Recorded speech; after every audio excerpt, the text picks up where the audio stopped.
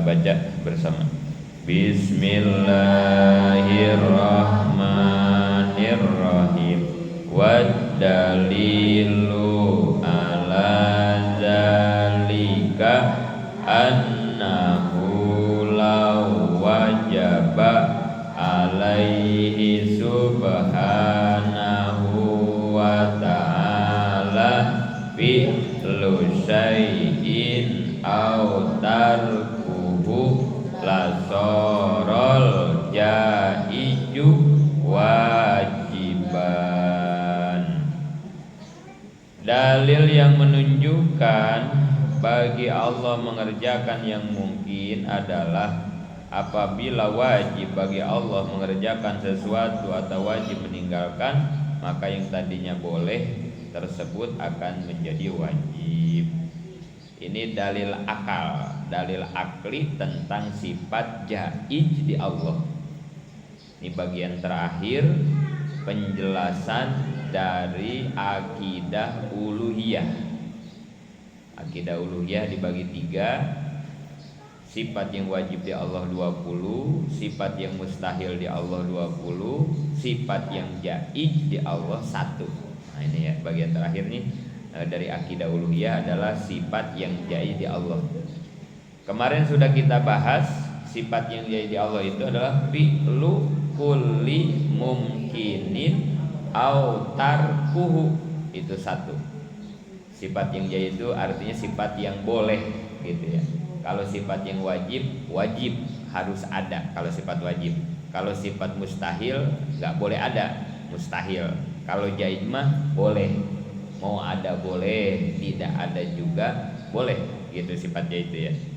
Apa sifatnya di Allah? Fi'lu kulli mumkinin au tarku, mengerjakan setiap yang mungkin atau meninggalkan.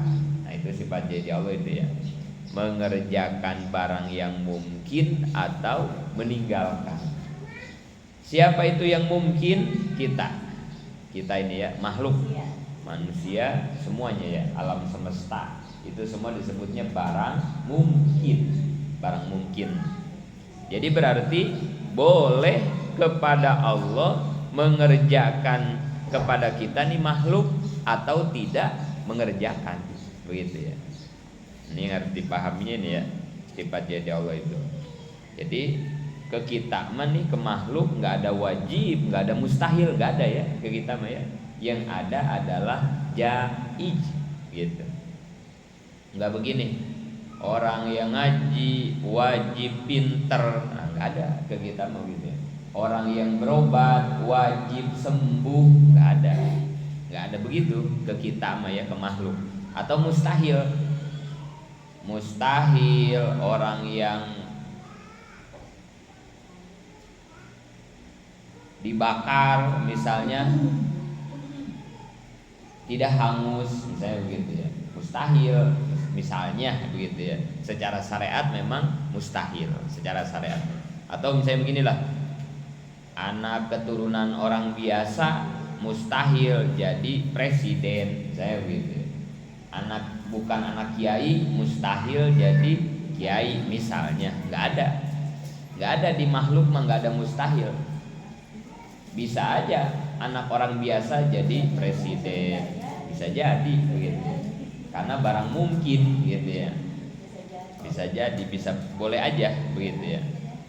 Atau tadi yang berobat nggak sembuh itu bisa aja begitu, namanya juga jaiz gitu ya, barang mungkin itu ya, yang harus dipahaminya, yang diyakininya tentang sifat jadi Allah begitu pemahamannya. Jadi kalau begitu kita lebih tenang nantinya ya, lebih tenang. Iya, tidak ada yang wajib, tidak ada yang mustahil bagi kita aman nih makhluk, karena semua itu terserah Allah gitu ya, terserah Allah. Maka ini nih dalilnya nih, kalau sesuatu itu wajib kepada yang mungkin atau mustahil kepada yang mungkin, atau itu nanti jadi wajib, jadinya begitu, jadi enggak jaiz, jadi wajib ya. Secara dalil akalnya begitu ya. Dan itu mustahil. Penjelasannya nih. Nomor 1, tidak ada pekerjaan yang jadi wajib kepada Allah Karena semua yang terjadi dan tercipta adalah kehendak Allah, yang diciptakan oleh Allah. Kejadian yang mungkin adanya kayak siang, malam, makhluk, semua itu mungkin. Jadi mau bikin malam, mau bikin siang, ya terserah Allah aja gitu ya. Mungkin semuanya, boleh siang, boleh malam. Seperti keadaan kita manusia, bisa ada, bisa hilang. Kita juga nih sama ya.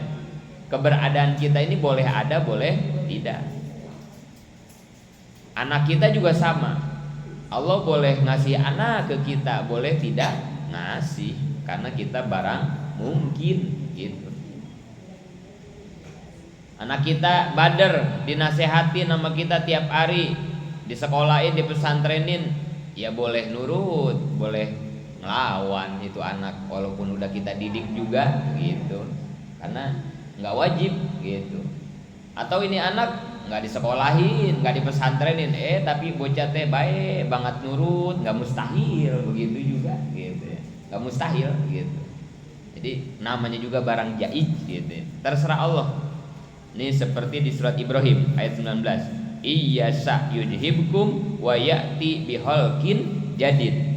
Jikalau Allah menghendaki, niscaya Allah akan membinasakan kamu dan mengganti kamu dengan makhluk yang baru. Nah, inilah wewenang Allah ini ya gitu ya.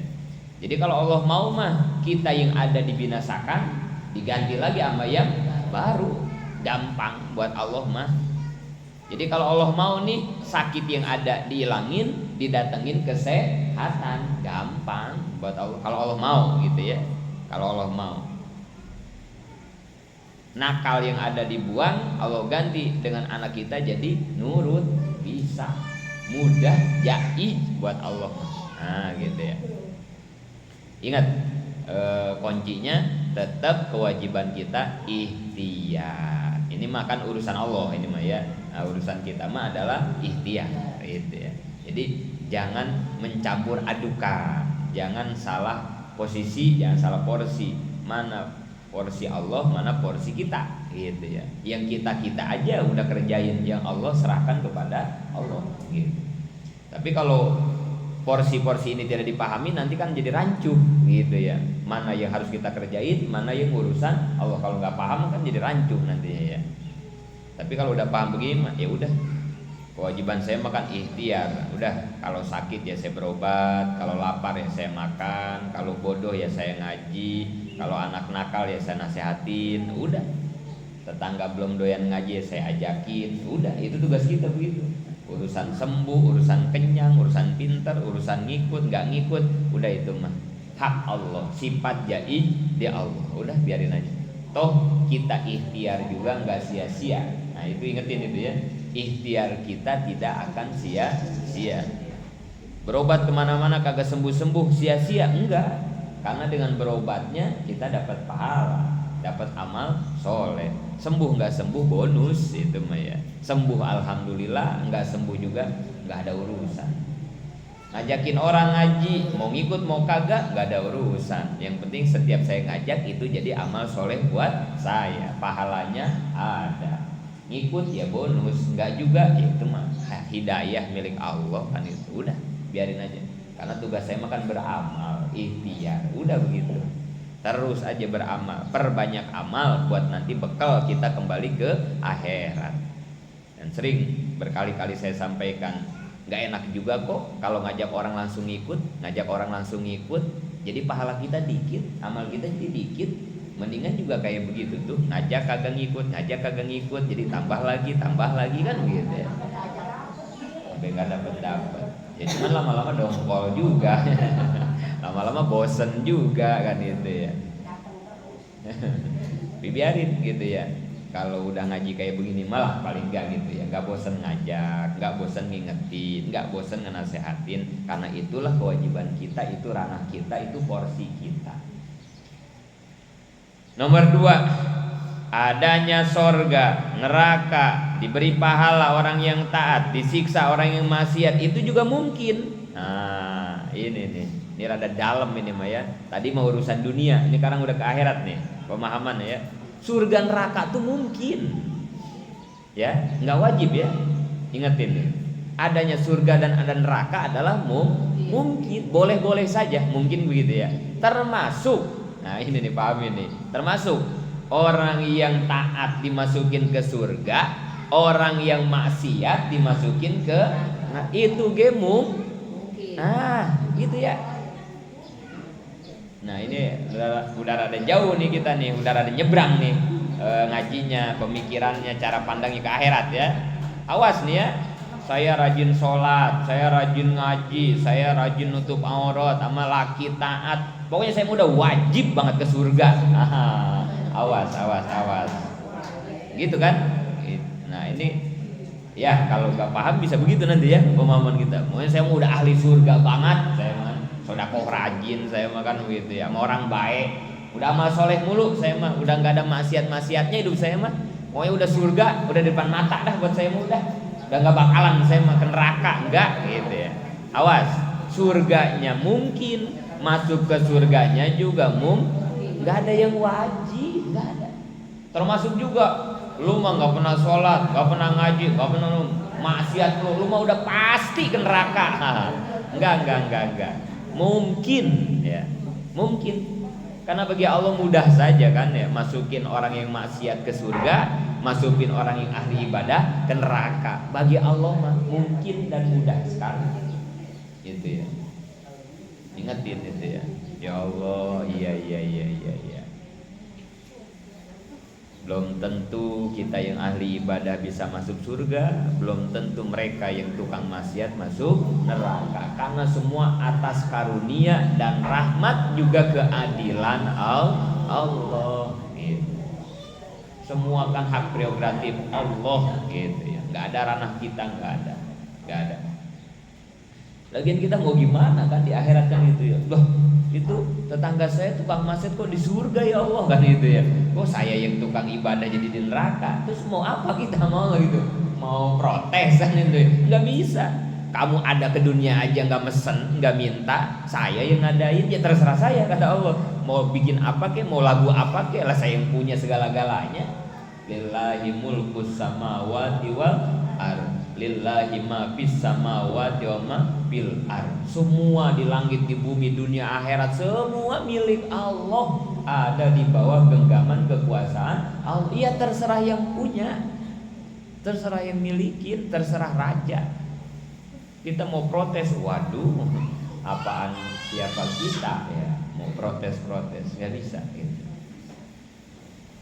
Saya ibadah mulu, rasaan rezeki seret mulu, dia itu kagak sholat, dagangnya lancar banget. Jadi terserah Allah, dia terserah Allah kalau itu. Biarin. Anak saya mah bader banget, itu kenapa anak tetangga baik banget? Dia terserah Allah. Itu emang Allah pengennya begitu, gimana? Terserah udah. Gak bisa gitu. Karena semua adalah wewenang Allah ya. Dan janji Allah tidak akan diingkari. Adanya surga bagi yang takwa dan akan disiksa neraka bagi yang durhaka, dan janji Allah tidak akan diingkari. Tapi gitu maksudnya ya. Walaupun semua tadi adalah barang mungkin, surga mungkin, yang ibadah masuk ke surga mungkin, adanya neraka mungkin, yang maksiat dikenerakai juga mungkin. Walaupun semua itu mungkin, tapi Allah kan tidak pernah ingkar janji gitu. Ya tetap maksudnya Allah kan punya janji, punya komitmen kan begitu ya. Ini nih ya, guru suka bercanda, suka bikin plesetan guru turitasi. Allah itu maha kuasa kan begitu ya. Allah itu maha kuasa, maha bisa, maha segala-gala. Allah itu ya, apa yang Allah kagak bisa, semua Allah mah kuasa, apa yang bisa, nggak ada yang kagak bisa Allah. Apa juga Allah mah segala mampu, kudrat, irodat, ilmu Allah mah kan begitu ya, nggak ada yang kagak bisa. Cuman satu katanya Allah yang kagak bisa, gitu kata guru. Ada satu doang nih katanya Allah yang kagak bisa. Apa kira-kira? Allah kan maha bisa segala-gala, maha kuasa kan gitu ya. Kan kita pemahamannya begitu ya. Kata guru ada katanya satu hal yang Allah kagak bisa katanya gitu ya. Nah itu ya. Satu doang, Allah nggak bisa ingkar janji. Nah ini ayat ini, innallaha la yuhliful mi'ad. Saya lagi ceramah kayak gini diprotes. Masa kata Allah kagak bisa. Allah kan maha kuasa, maha bisa, masa kan Allah. Pas dijawab ini mah iya katanya. Iya, Allah nggak bisa ingkar janji. Itu doang katanya, satu tuh yang Allah kagak bisa. Itu guru ya, guru namanya juga pintar kan gitu ya. Iya benar ya. Nyetes ya. Tapi itu mah bercanda berilmu itu ya. Bercanda berilmu itu ya. Benar ya. Cuman satu yang kagak bisa mah Allah mengingkar janji gitu. Allah udah janji orang yang beriman beramal soleh dimasukin ke surga, itu janji Allah. Orang yang maksiat yang beramal buruk dimasukin ke neraka, itu janji Allah. Dan Allah tidak akan mengingkari janjinya gitu ya. Tapi ingat, kedudukannya tetap ingat, masuk surga dan surganya adalah barang mungkin gitu. Jadi kan jelas ya porsinya ya. Ada yang urusan Allah, ada urusan kita. Bagi kita apa? Jangan kepedean. Bagi kita gitu kan ya. Abong-abong ahli ibadah merasa ahli surga. Jangan begitu, karena mungkin semuanya tuh. Kemudian kalau kita lagi maksiat, jangan putus asa, jangan kecil hati. Udah gue makanya jadi ahli neraka. Tidak, masuk neraka pun mungkin. Itu ranah kita. Tapi ranah Allah adalah Allah mah nggak pernah ingkar janji. Ya tapi nggak usah urusin ranah Allah itu, nggak usah diurusin sama kita. Kan Allah nggak bakal bisa ingkar janji. Berarti kan saya ahli ibadah, saya pasti nggak boleh begitu juga. Gitu. Ranah kita, ranah Allah, ranah Allah. Gitu. Ya kalau udah ngaji mah harus bisa nempatin itu ya. Makanya nanti jadi orang yang proporsional, bisa menempatkan sesuatu pada tempatnya masing-masing. Mana hak Allah, mana hak kita, gitu ya. 3. Ada beberapa perkara yang wajib diitikadkan adanya dan tidak akan hancur di waktu kiamat karena telah difirmankan oleh Allah dan Rasul. Nah ini urusan barang mungkin ya. Kan kita lagi ngebahas jaiz, mungkin ada, mungkin tidak kan gitu ya. Nah tapi untuk yang 8 ini mah sudah ditetapkan sama Allah, nggak bakalan hancur gitu ya. Ini udah kita bahas ini ya. Di sifat apa kemarin? 8 perkara yang tidak akan hancur. Ini udah nih, di bawah udah nih ya. Dalam pembahasan sifat apa ini? Bako. Ya. Dalam pembahasan sifat bako ya. Allah kekal kan gitu ya. Selain Allah pasti hancur, binasa, rusak, kecuali 8 perkara yang Allah abadikan. 8. Yang ini 8 ini ya. Satu apa? Kolam. Kolam itu apa? Pena yang menulis di lauh mahfuz, pulpen. Kolam itu ya, pulpen. Kedua apa? Lauhil mahfuz. Lauhil mahfuz itu apa? Papan yang berisi firman Allah, termasuk daftar takdir untuk setiap saat. Ada berapa yang ditulis di lauh mahfuz itu? 3 yang ditulis di lauh mahfuz ya. Di papan bor, lauh mahfuz itu papan bor lah gitu ya. Ada 3 ya. Yang pertama adalah firman Allah, Al-Quran. Al-Quran itu ditulis di lauh mahfuz ya. Yang kedua takdir, semua ketetapan yang akan terjadi kepada kita ya. Itu namanya takdir. Yang ketiga apa? Yang ditulis di lauh mahfuz? Amal baik, amal buruk ya. Yang baik yang buruk ditulis. Amal ya, amal. Jadi 3 ya. Yang ditulis di lauh mahfuz itu, yang nulisnya kolam, yang suka nulisnya kolam, pulpennya kolam, ditulisnya di lauh mahfuz, yang ditulisnya 3 perkara. Al-Quran, firman Allah, takdir, dan amal kita ya, amal baik dan amal buruk. Kan disetorin amal kita tuh ya, ditulis sama malaikat rokib, ditulis sama malaikat atid. Setiap hari disetorin, setiap minggu disetorin. Ada yang setahun sekali malam nisfu Sa'ban. Nah itu disetorinnya ditulis di lauh mahfuz gitu ya, ditulis di lauh mahfuz. Nanti begitu kita udah di akhirat, begitu kita udah dikumpulin di alam mahsyar, buku catatan amal itu akan diberikan kepada kita masing-masing. Kan dikasihin ke kita ya. Ada yang di tangan kanan, ada yang di tangan kiri, ada yang di punggung. Nah itu ya. Nanti udah dikasihin, kita cek, sambil dicek sambil dihisab nanti sama Allah. Kan itu ada semua tulisannya ya. Wa may ya'mal misqala dzarratin syarran yara wa may ya'mal misqala dzarratin khairan yara. Siapa yang beramal walaupun hanya setimbang biji sawi, kecil banget lah gitu ya. Sekecil-kecilnya amal, mau amal baik ataupun amal buruk, yaro itu nanti akan diperlihatkan. Selain diperlihatkan akan diperiksa, dihisab, kemudian akan ditimbang, kemudian akan dibalas. Kan begitu ya. Jadi ada tuh tulisannya, ditulisnya di Lauh Mahfuz. Ketiga apa? Aras. Apa itu aras? Istana kebesaran Allah yang sangat besar. Bukan tempat tinggal, bukan kayak istana presiden, bukan. Atau rumah dinas, bukan. Bukan Allah ngantornya di aras, bukan.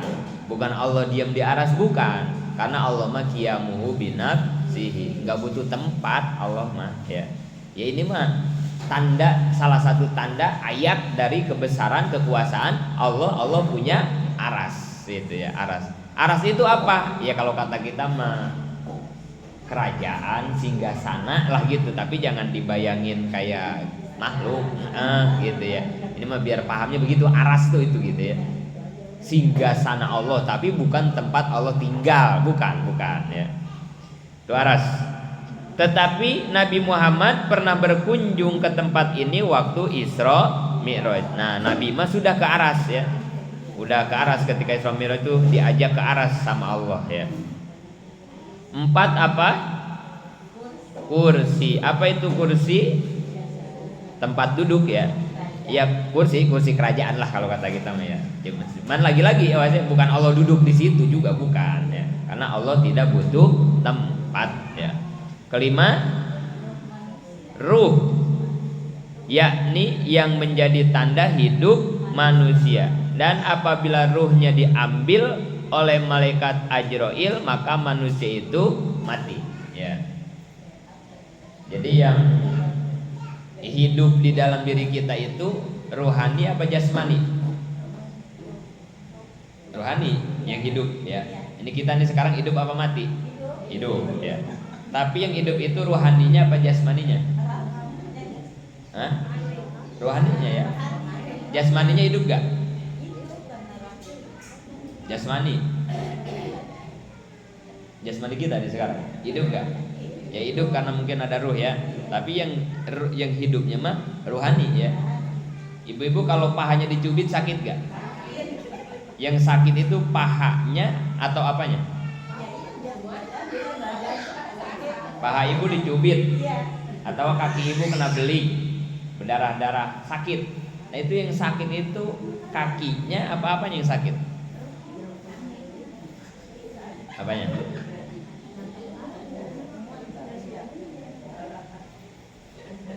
Ini membuktikan jasmani itu hidup apa kagak, maksudnya gitu ya. Sebetulnya jasmani itu hidup apa kagak gitu ya. Nah kalau paha kita dicubit sakit. Nah itu yang sakit apanya? Pahanya yang sakit ya. Rasanya, bukan pahanya, rasanya. Bocah kecil kalau pengen diimunisasi itu disuntik kan biasanya. Kalau dokter anak yang udah jago mah si bocah tidak jam main, dikasih permen apa aja gitu ya. Sehingga ketika disuntik tangannya kali ngaget, kali nangis, enggak. Itu bocah diam aja. Disuntik sakit gak? Sakit. Tapi kenapa itu bocah kagak ngaget, kagak apa kan gitu ya. Ketika disuntik tangannya yang sakit emang apanya? Kan bukan tangannya. Kalau tangannya sakit harusnya itu bocah disuntik sakit. Jadi yang sakit itu bukan tangan tapi rasanya. Kan gitu ya. Ketika rasanya diolah Itu bocah tadi rasanya diolah itu ya. Harusnya mah dia ngingat-ingat rasa mau disuntik, harusnya kan begitu ya. Bocah teh harusnya mengingat-ingat ini yang mau disuntik nih. Tapi sama dokter dialihkan rasanya ke permen, ke robot-robotan, kemana, sehingga rasa yang di sini pindah tuh, yang rasa ditahan tuh dipindahin sama si bocah, sama si dokter kayak gitu, kayak dihipnotis. Akhirnya ketika disuntik udah nggak ada sakit. Emang ibu kalau diomongin orang sakit nggak? Iya kan diomongin ya, diomongin jelek gitu ya, diomongin jelek, difitnah, dituduh, sakit kita ya, sakit, dibohongin sakit. Yang sakit apanya? Hati kan itu ya, hatinya ya hati, tapi maksudnya bukan hati kan yang sakit ya, rasanya. Kalau rasanya dibuang sakit ya? Rasanya dibuang. Mau dituduh kek, mau dibohongin kek, mau dihianatin kek, kan begitu ya. Buang aja rasanya.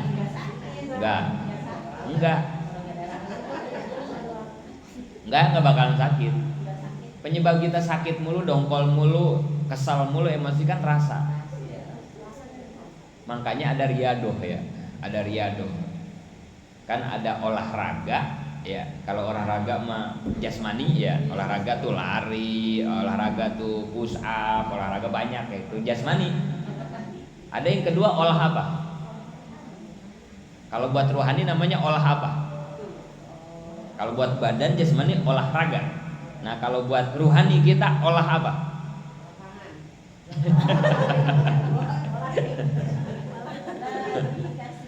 Bangunlah jiwanya, bangunlah untuk kan dua kan ya, ada jiwa, ada ruhani, ada jas.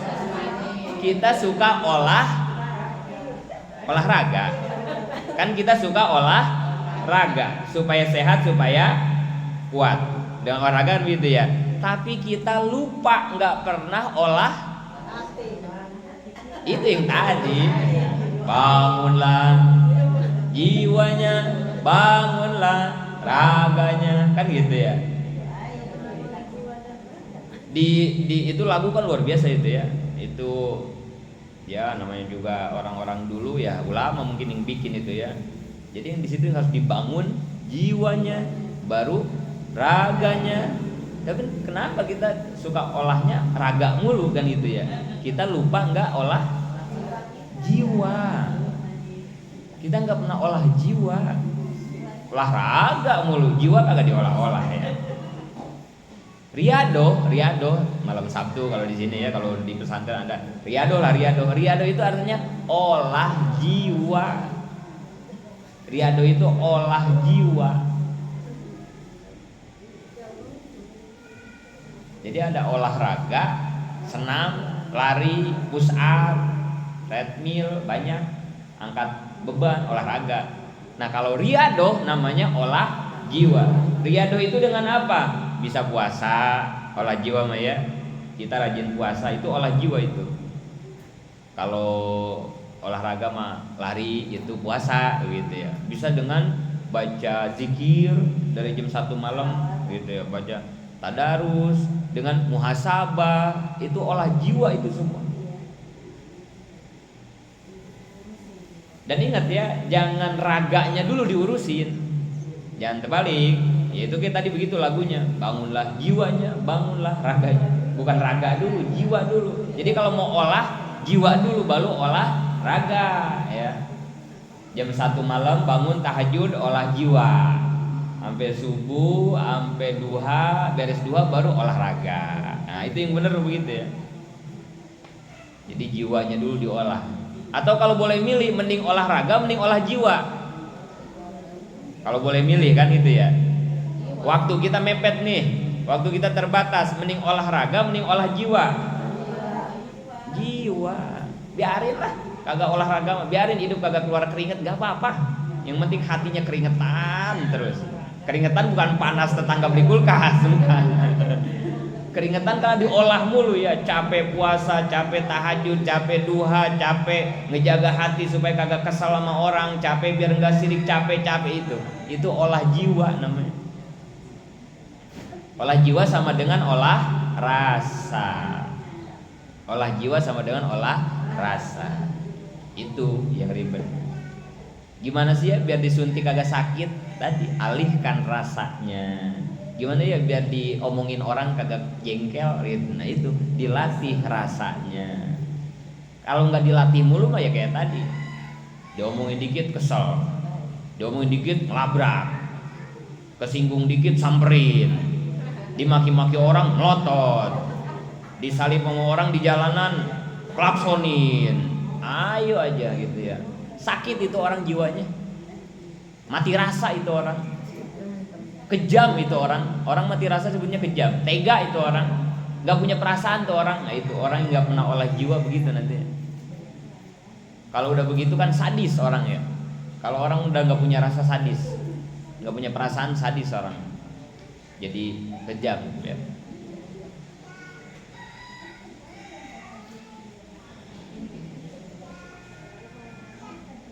Ya ruh manusia. Jadi hakikatnya jasmani mah mati. Kita hidup bawa bangke sebenarnya ya. Ya kita itu hidup sebetulnya bawa bangke. Jasmani kita kan mati semua ya. Kenapa sih kita kalau dibilang jelek sama orang tersinggung gitu ya? Jelek banget sih lu gitu ya. Kesinggung ya. Yang dibilang jelek itu jasad apa ruh? Yang dibilang jelek ya. Jelek banget lu. Jasad apa ruh? Jelek banget lu gitu ya. Ruh yang dibilang jelek tuh ruh, bukan jasad. Jasad kita nggak berarti bangke. Ini bangke. Jasmani kita bangke. Apa nilainya bangke? Nggak ada. Jadi yang suka dibilang jelek, dibilang cakep ruh. Yang suka sakit, yang suka bahagia, yang suka sedih ruh. Yang pengen ini, pengen itu ruh. Rohani kita. Orang mau hitam, mau pendek, mau bopeng, tapi kalau ibadahnya rajin, ngajinya rajin, akhlaknya baik, gak bakal ada yang berani bilang orang itu jelek, gak bakalan. Ih baik banget itu orang, karena ruhnya. Termasuk tadi, kenapa harus olah jiwa dulu sebelum olahraga? Karena kalau jiwa sehat, raga itu hadisnya jelas ya. Di dalam diri kita ada segumpal darah. Kalau segumpal darah itu baik, baik semuanya. Kalau segumpal darah itu sakit, sakit semua. Ala wahyal qalbu, itu adalah hati. Hati adalah bagian dari rohani. Maka gak usah capek-capek ngolah raga, mendingan juga ngolah jiwa. Karena kalau jiwanya sehat, raga ngikut jadi sehat. Sebaliknya, rajin olahraga tapi kalau jiwanya gak pernah dilatih, sakit aja. Gak ngaruh.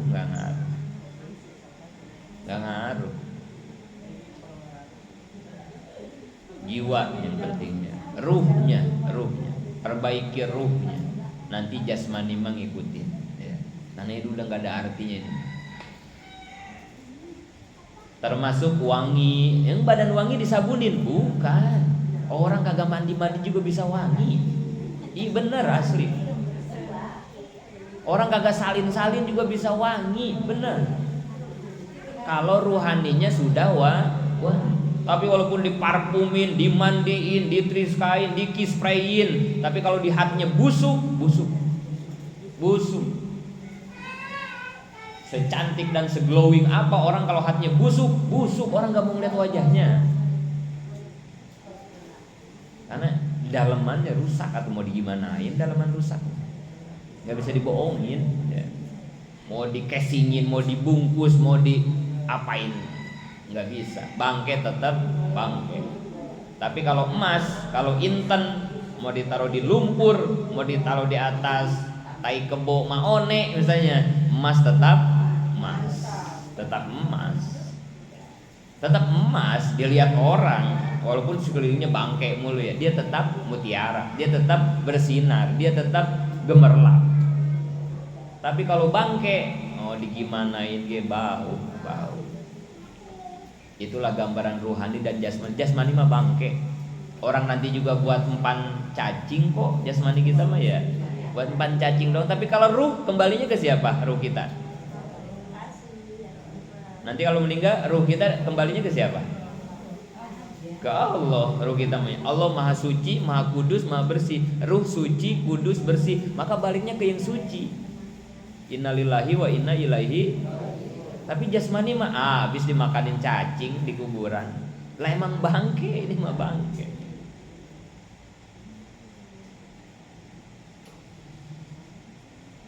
Nomor 6 apa? Tulang ekor. Apa itu tulang ekor? Bagian kecil dari ujung tulang ekor. Buntut. Semua manusia ya, binatang semua ya punya buntut. Kita ada buntut. Cuman bedanya kalau kebo buntutnya panjang ya. Kalau kita mah enggak gitu. Tapi ekornya mah ada gitu ya. Itu enggak bakalan hancur, enggak bakalan. Karena nanti begitu kita dibangkitkan dari kubur, kita kan diciptakan lagi sama Allah ya. Kan kita hancur nih semua. Nanti kan kita diciptakan lagi. Nah, itu dasarnya, pondasinya untuk penciptaan manusia ada tulang ekor itu. Dari situ nanti kita disusunnya dari situ. Makanya sama Allah diabadikan tulang ekor, enggak bakalan hancur. Tulang ekor. Lamun cek orang Sunda mah cungcurungan disebutnya itu ya. Tulang cungcurungan ya. Di belakang tulang ekor, tulang cungcurungan. 7 apa? Sorga, tempat tinggal orang yang bertakwa. Sorga, ini juga abadi. 8 neraka, tempat siksaan orang yang durhaka. Dan banyak lagi yang termasuk akidah sampiyah. Nah ini 8 gak bakalan hancur. Ini teh barang jai, ini barang jai tapi diabadikan sama Allah gitu ya. Sampai di sini sifat uluhiyah berjumlah 40 akidah, yakni 20 sifat wajib, 20 sifat mustahil, 1 sifat jai di Allah. Dan setelah ini penyusun akan menjelaskan sifat nabawiyah, artinya sifat rasul, sifat kenabian berjumlah 9, yakni 4 sifat wajib di para rasul, 4 sifat mustahil, dan 1 sifat jai'. Maka seluruh akidah berjumlah 50 akidah. Alhamdulillah selesai pembahasan akidah uluhiyah. Nanti halaman 62 kita akan mulai membahas akidah nabawiyah. Mudah-mudahan manfaat. Amin ya Allah ya Rabb.